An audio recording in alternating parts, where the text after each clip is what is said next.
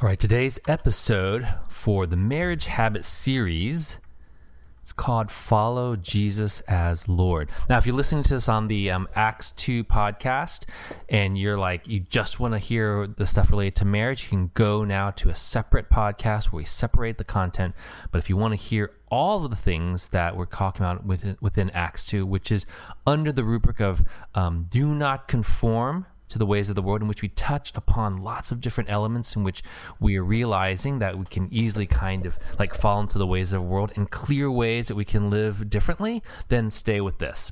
But if you're interested in habits that are related to your marriage and just that, we're now setting up a separate podcast where you can go to that. So today, talking about follow Jesus as Lord. And the verse I'm using is from Luke 6:46. So Luke 6:46. But why do you call me Lord, Lord, and not do the things which I say? And I lead off this in the devotional with saying that being unequally yoked really does hobble your relationships. And people hear that all the time when they're dating or they're married. And they often just look at it from the perspective of, well, do you go to church or do you proclaim yourself to be a Christian? And I think equally yoked should be about, are you following Jesus as Lord? And that is a high bar, not because of the works involved, not because of our own power, but because the one who truly sees Jesus as Lord really lives very differently. Their priorities, such as the time with him in quiet time, seeking the word, submitting oneself and one's ego, and understanding that the words that he says must mean something for what he has done for us. This is not that common, but I actually believe you wouldn't need any of this marriage counseling or devotionals if you have that. And I kind of say that with almost all these devotionals, but this one really just stands out. And I think it's really time to check. And if you're going through my devotional series, you'll check every 40 days. And guess what? It is hard when you're yoked together if you're not equally yoked. For the one who starts off saying, I am on fire for the Lord, and the other one kind of dials it in, guess which direction it'll go more likely? It will not be the one who's dialing it in elevates their devotion to God. It'll be you who succumb and fall away more likely. It is very hard.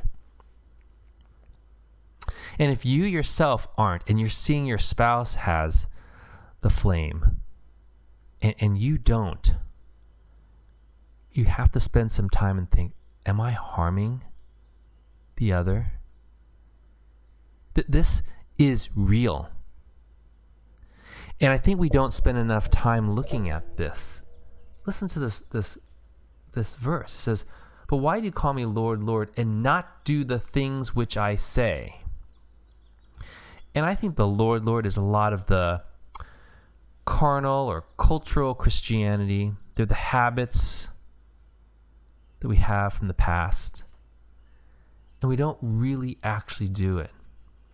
We don't fix on who he is and remind ourselves of what he has done. And this is very damaging in relationships. And the goal of this isn't to point fingers. It's easy. It's easy if you're like, oh yeah, I was on fire, my spouse isn't. And it's easy to go there. And as you go through this devotion, it might be at some point a point of conversation, but I'm going to say, hold off.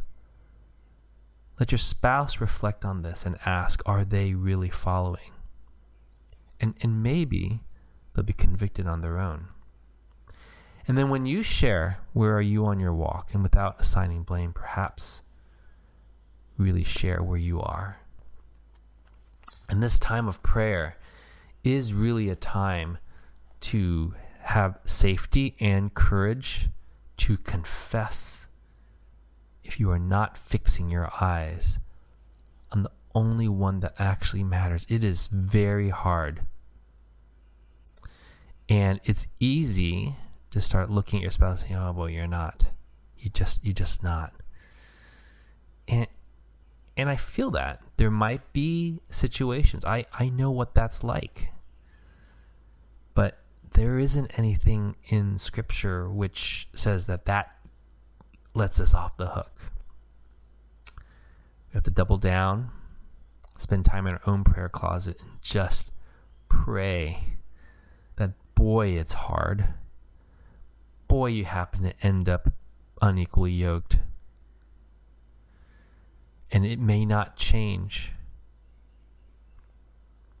but only you can determine and stick to believing whether Jesus is your Lord. All right, until next time. Don't forget to check out in the show notes that I have a place for you to subscribe. And if you're on the Acts 2, check in the show notes. You can get onto the email list so you know when the next podcast comes out. All right, until next time, take care.